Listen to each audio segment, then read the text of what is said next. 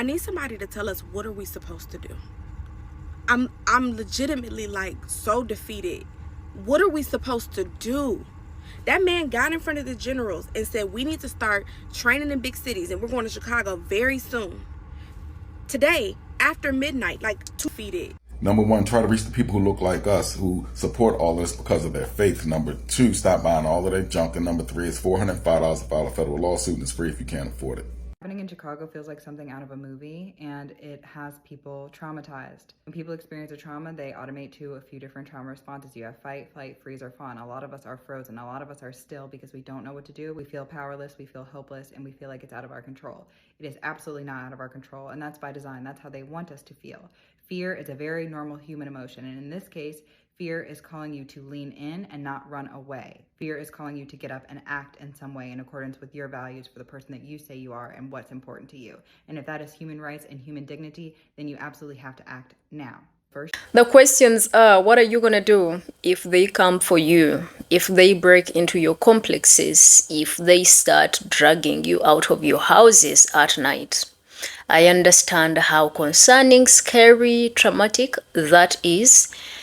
But still, these are valid questions because you, my people, are moving towards the most darkest moments in the history of the United States of America. You know, a period where literally people will scrap off, articles of the Constitution that will hold them accountable. And as a result of what happened in Chicago when ICE, invaded an apartment complex, according to sources that I have looked at on TikTok, that was predominantly Black, and detained quite a number of Black people in there. They came there at night, kids zip-tied and all of that. And the community is raising questions. What are we going to do? And I think God has given a lot of people the gift of wisdom in situations and in times like this to bring calmness when the storm is raging. And I think I have quite a few of those people that are advising you on what you should do, just in case these people come for you. I want us to look at them. But if you're landing on this channel for your very first time, thank you so very much for coming. My name is Gracie. I do appreciate all of you that keep supporting me on here. Shout out to my members. You guys do me amazing. I want us to look at the plan that is laid out here for you, my people, that are concerned, that, are worried about these ICE situations. Let's watch, come back and talk about it. Do me a favor, like the video, don't forget to share, subscribe to the channel, and definitely let me know what you think about this advice, this plan that is laid out here. I'll be back with more.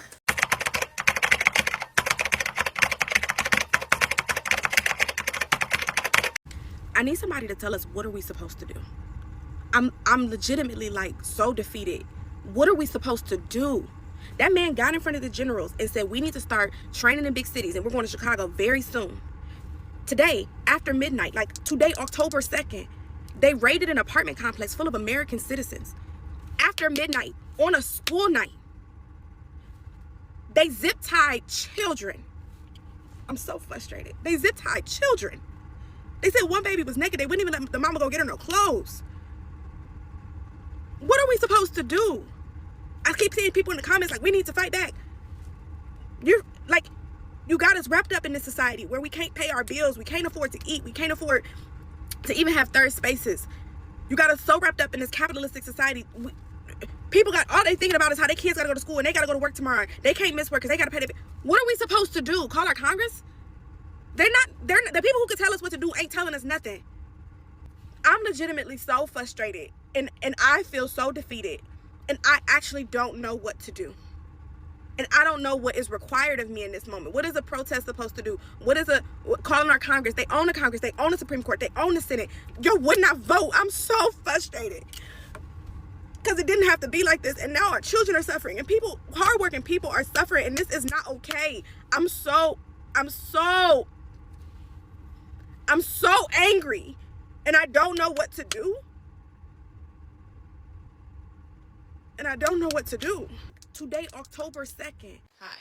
So I am not in Chicago. I'm not even currently in the United States, but I know that when I'm in an acute situation, sometimes I end up in paralysis and it's difficult for me to think. So one community member to another, I thought I would tell you what comes up for me when I think about what I would do if I were in your position in Chicago right now. So the first thing that I would do is I would call a community meeting. Part of that feeling of paralysis is the feeling that you're the only person having that experience and that you're alone. You and your kids, you and your family, it's just you guys. And that's not what's true. We have lost the instinct to go knock on our neighbors' doors, and we need to get it back. So I would go to work and use their Xerox machine, or I'd use the local library, and I would make flyers. I would call a community meeting. Use half or quarter sheets to minimize the amount of paper. I would pick a day, a time, and a location. A location like a public park in your neighborhood, the local library, the lobby of your building, if your building is big, somebody's house, if they have a big enough yard or something like that. And I would call a community meeting. Why? Because at the very least, then none of y'all will feel alone in what it is that you are experiencing, because you're not. Express your feelings, express your fears, express your concerns, and do it together so that your brain and your body understand that they're not alone. That in and of itself is going to help get you out of that state of paralysis. So the next thing that I would do, I made a list, is ask the following questions. What do we need in order to increase our safety? So things like, can your landlord get involved in terms of securing buildings? I heard that they used a chainsaw and broke through somebody else's property. So if you have the right kind of landlord who at the very least doesn't want their property to be destroyed, they might be able to intervene or at least have some say in what is going on with all of this bullshit. No, you know what I mean? If not, what things can you do to secure your apartment a little bit better, or your house, in order to give you time to get dressed, to get yourself together before your home is breached? So when you go to this community meeting that you're going to set up, you're going to amass resources. You're going to go around and see what resources exist in my community. Do I have attorneys? Do I have doctors? Do I have public officials? Do I have anyone in local government? Is there somebody who is equipped to provide safe childcare in the event that a parent is taken? Whatever each person has to bring to the table, have someone write it down in this community meeting so that you all know these are the resources that we have available to us. I would advise starting to sleep in clothing, unfortunately, because I did hear about that little baby who was taken outside with no clothes on. If you can't get your kids to sleep in clothes, then I would advise that you have clothing and shoes right next to the bed. And unfortunately, I think that you should start preparing your children, like have little drills. And you can make it fun, but like, okay, if mommy comes in your room, if daddy comes in your room, if baba comes in your room, this is what you do, so that they can put on clothes. Also, give your children instruction on what to do and what could happen. Instruct them not to talk without you present, and find a safe alternative adult where they can flee to, where they can be. If you do not currently have an attorney or access to an attorney, I would get one. The other thing that's going to help is if you know the law. Know what your rights are. Know if you have any civil or criminal infractions pending. If you have a jaywalking ticket, a parking ticket, whatever it is, know what is going on with your legal status in your state. I would enlist white allies, local organizations, the same people who do things like ICE Watch. ICE Watch is a patrol where people are reporting in a group chat, oh, I saw ICE here, I saw ICE there, and then white allies are driving around to those places where ICE has been reported and providing support, providing intervention, you know, like getting information from the people being taken, etc. Unfortunately, it is our turn, Black Americans. We now need the support of these same groups. So showing up for racial justice is a white group that I know is national and has chapters in many, many cities. Whatever group you can get in contact with that can help support. So all those white allies who claim to be anti-racist and non-practicing whites, this is your time to shine. This is your time to shine, okay? The other thing that you can do is stop spending money. Save every penny that you can, because you may need to pay bail for fake charges, attorney's fees, etc. These systems are put in place on purpose to use money as a barrier to our freedom. Do not let them. You need to recalibrate your definition of need. Do you know what percentage of people are sitting in jail awaiting trial because they didn't have the money to bail themselves out? It is incredibly high. I'm not going to go to the internet and get it for you right now, but it is a big problem in our community, and we need to be prepared. That is another thing that I want to put on your radar. Bail funds. Look online, look and see what your local organizations have, but bail funds are things that exist for people who are protesting and who are resisting tyranny and fascism. So that may be something that is available to you. Meet as a community every week to go over incidents, suspicious things that are happening. Write down every license plate, take a photo of every person that you see. We need to be in full neighborhood watch mode. The other thing that we need to bring back is the phone tree. As soon as something pops off in one unit in your building, as soon as somebody is trying to breach the perimeter of your building, the people on the first floor need to be texting the entire phone tree, right, to let them know what is going on. Phone trees are your friend. We need to go analog, back to our roots. The main thing that I want to drive home is that you do not have to agree on everything. Community is about coming together for a common goal. The goal is to not be illegally kidnapped by your government. You don't have to agree on what the solution is for Palestine, Sudan, Congo. You don't even have to have the same religion. Stick to what matters. Make sure that your children have a trusted adult. Write a letter and or record a video giving that adult permission to care for your children in the event that something happens. This way, they don't end up in the hands of the state.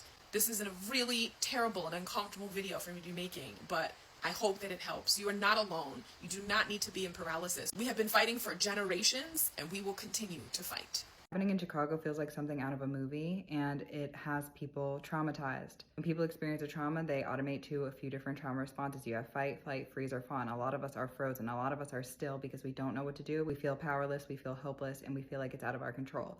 It is absolutely not out of our control, and that's by design. That's how they want us to feel.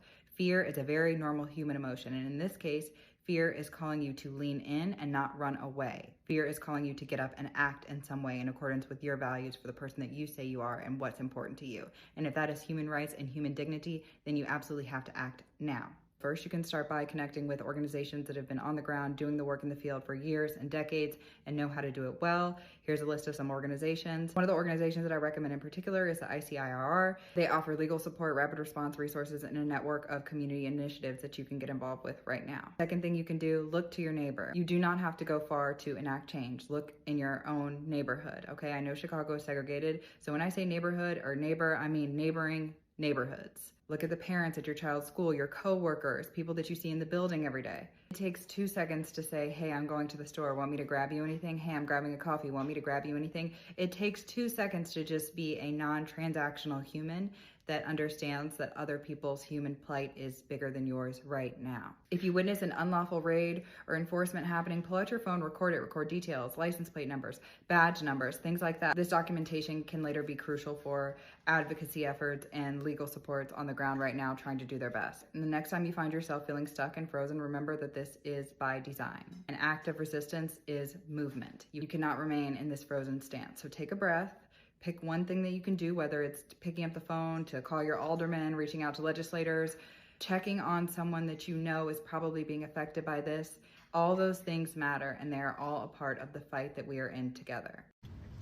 I'm going to sum up some of the comments that we got on the what's the plan video. Okay, number one, we know they're watching. Okay, that's just a given. We know we can't do a real plan here. No matter what platform we're on, they're always going to be watching. So let's give them something to watch. Number one, keep talking. Let your voice be heard. Let these motherfuckers know that you are not afraid and that you're going to continue to live your life and you are prepared to do what you have to do to save yourself and your family. Number two, you want to connect with your local community. Find your like-minded people and have a plan. Use your resources, put your resources together. We're going to need each other in the season. Number three, stop spending altogether. That was a big one. Most everybody that said something, they said stop spending. And I've been saying this since like Black Friday, and I have cut back tremendously. So many things you don't need. Before you go to the grocery store, go in your freezer. You know, is this frivolous spending? Stop that. Stop it. You're going to need them resources later. And bring people into the loop. There's a lot of people in this comment section that don't know what's going on. They're not news junkies. I mean, I'm a news junkie. I'll own that. I like to watch politics, but this is real life now. So if someone's if they don't know what's going on, bring them in the loop. Protect your people. Just give them a heads up. Like, and it could be scary, and it is going to be scary to them. There's some people that I can't have like full-fledged conversations with because they're like, oh, they're going to shut down. Fuck that. We're trying to stay alive here. But keep talking. Keep talking. That's the main thing, because you don't know who your voice is going to, influence, who your voice is going to motivate to speak out. There's power in numbers, and keep that in mind. We outnumber them, period. And they're going to do what they're going to do. We go back to that. They're going to do what they're going to do. We're going to do what we're going to do. But there's power in numbers, and we have got to do our parts. One thing this is a side note that I want you to think about, because I think it's related in some kind of way. Again, it's not just about like racism, the blacks against whites. It's not that. They've been planting the seed for a long time. We got far more in common than we have different. I think they hide behind these oligarchs, these people with all this money. The rally, as always, has been the racism. That's always been the rallying call. Somebody's taking something from you. The world would be better if these people weren't here. But you see the way that all-white community fail. That tells you something right there. We need each other. In this case, it's a whole bunch of people with a whole lot of resources that have been plotting against us from the inception of this fucking country. It's always been the rich, the wealthy. Now it's like the billionaires. One of these motherfuckers is going to be a trillionaire. I don't need that kind of money because I know that kind of shit changes. That's neither here nor there. But something in that equation that's been fucking with me, and that is what they put in that big, ugly bill about AI. They said that no state can legislate AI for 10 years. Give that some thought. Because as fast, I've done a lot of research on AI and how fast it's growing. If you haven't read the book Scary Smart, read that shit. You can start there. But watch these documentaries on YouTube. Watch it. Find out more about this stuff so you can see what's going on, because I believe it's all related. Just keep in mind, just connect the dots together. And I think together we can figure this out.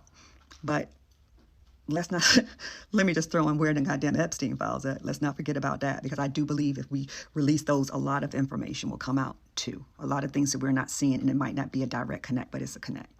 So just continue to think critically, put the dots together, connect the dots, because it's bigger than us. And I think at this point it's about saving humanity. And I don't know why I keep going back to that, but that's what I feel, and I hope I'm wrong. But I know that this shit is going to change, especially in this country. This shit is going to change, and watch your back. It's power in numbers.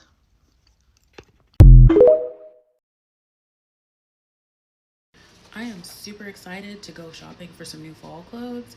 I saw that UGG has like some really cute shoes out right now, and I am super excited. I think that they would look better with like some baggy jeans, like the kind that like Taylor Swift and Cardi B wear, and then like maybe a cute little crop top, a crop, sweater or something.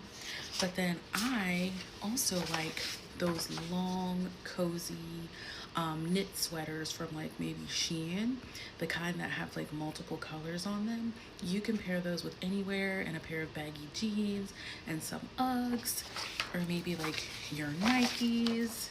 I saw Meg the Stallion wearing an outfit like that the other day, and it was just super cute. I'm like, oh my god, she is so ready for fall. Because I have fall boots and stuff, but it's time for a refresh.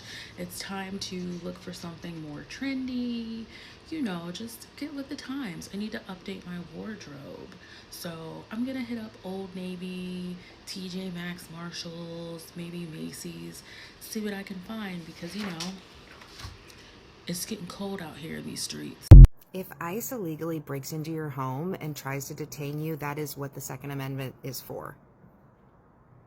Whatever the fuck they just did in Chicago, absolutely illegal. Absolutely illegal. They have no legal right to break into your home without a judicial warrant and detain you, especially if you're an American. They have literally no legal standing ground. So if someone breaks into my house in the middle of the night, and I didn't open the door for them, and they're not welcome, and they have no proof that they are allowed to break into my house like that, I will be protecting myself at all costs. I'm a single mom. I will fight to the death. So I don't know what the fuck ICE thinks they're doing, that they can just go into apartment complexes and just like in the middle of the night just break down American people's doors and then pull them out and illegally detain them for hours. But they're fucking tripping. They're tripping. That shit's illegal. That's highly illegal. They have no right to do that. So I don't get it. I don't get it. I wouldn't have opened the door. So like if they broke through people's doors, you have every right to use your Second Amendment for that shit. They have no right. They do not get to go in your home unless they have a judicial warrant signed. Not an ICE warrant, not an administrative piece of paper. A fucking judicial warrant signed by a judge. That's the only way you're getting in someone's fucking house legally. So... This right here is community building one-on-one, and shout out to the people that contributed and gave their advice and analyzed the entire situation. That is magnificent over here. One of the sisters commented in my previous video, because I talked about the Ugandan army, how it is one of the most disciplined armies in the region where I come from, which is East Africa. And she says she likes it when I compare what happens in the US with what we have over here, right? Most and some of the things that the sisters have outlined in here, we have them over here, because Africa is community based.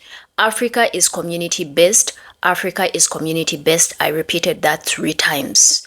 Because we live in communities and communities watch and look out for each other.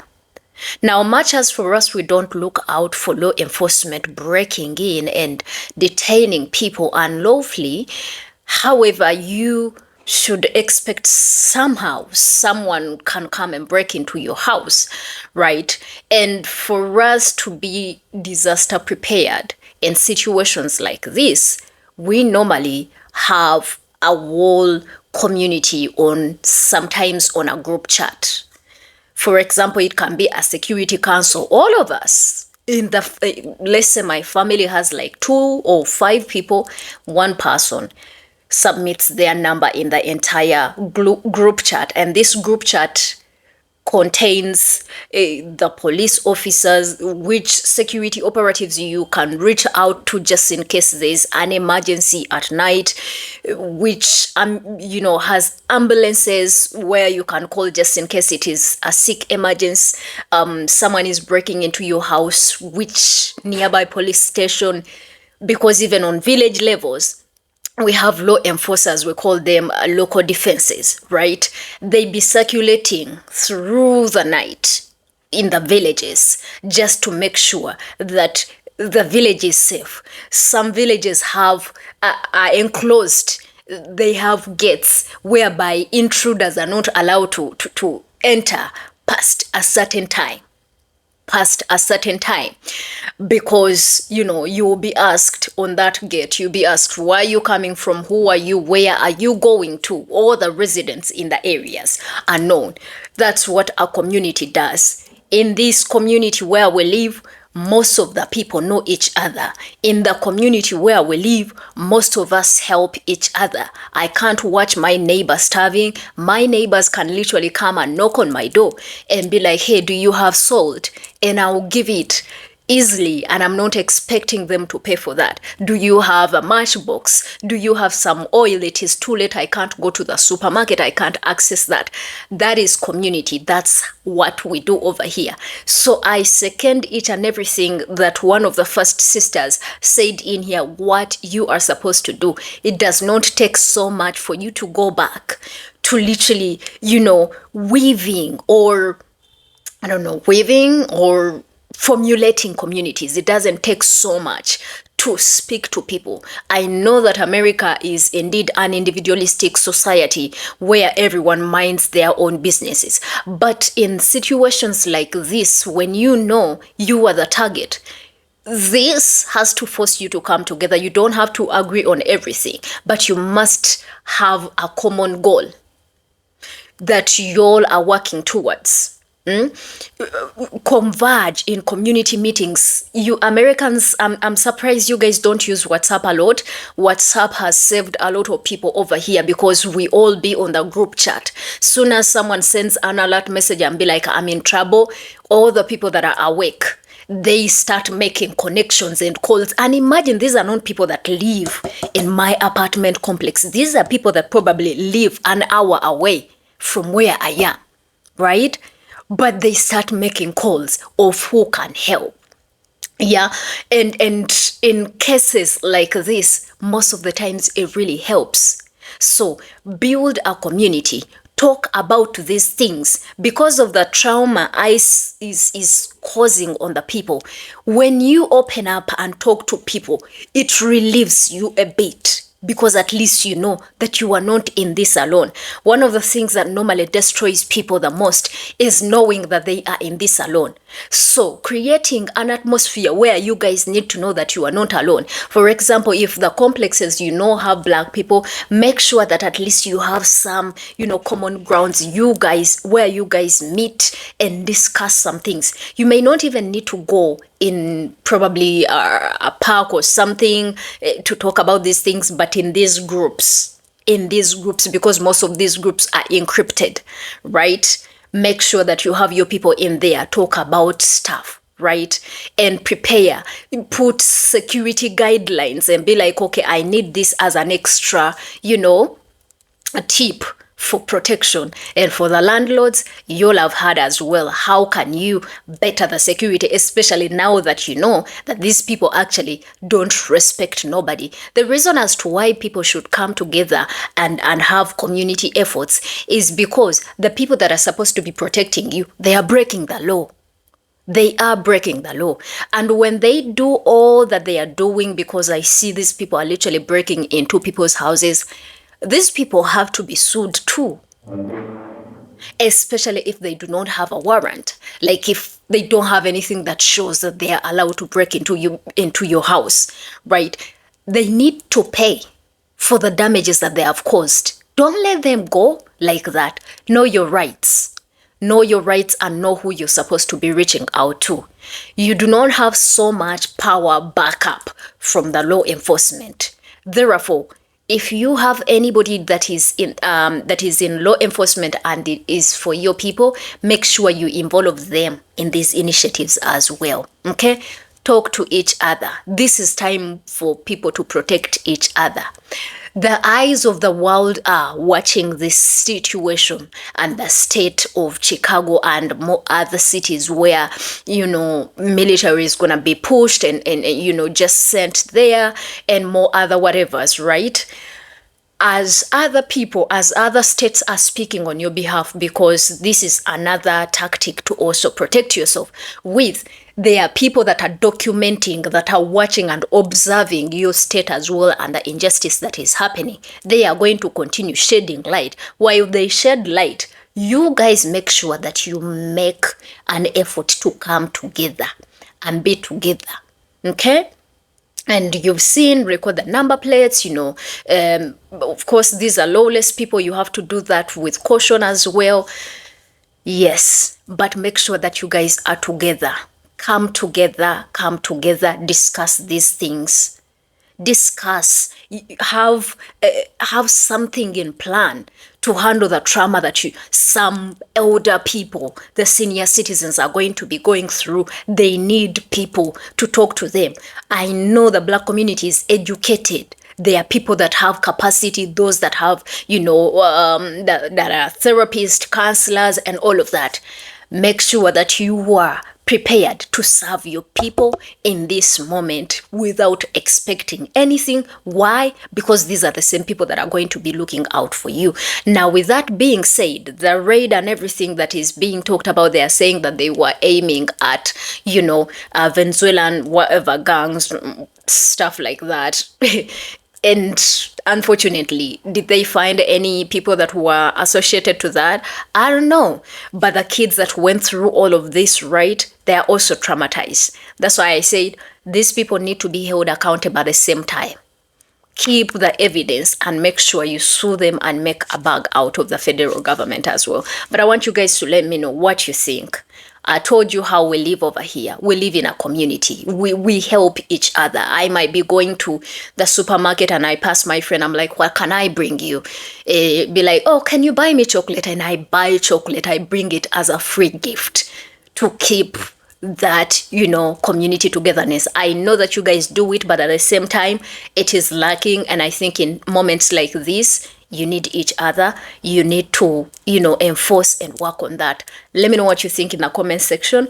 Those are the voices of the people, your people, and that's what I had to say myself as well. I'll see you guys later. Don't forget to like, share, and subscribe to the channel. From me for today, that's it. I do love all of you, and I am praying for you. The world, not just America, and all the globe is looking at what is happening in America. Don't think you are alone. Don't think people are not seeing. That's why we have channels like this, so that we speak and pour into our people. I'll see you guys later. Bye.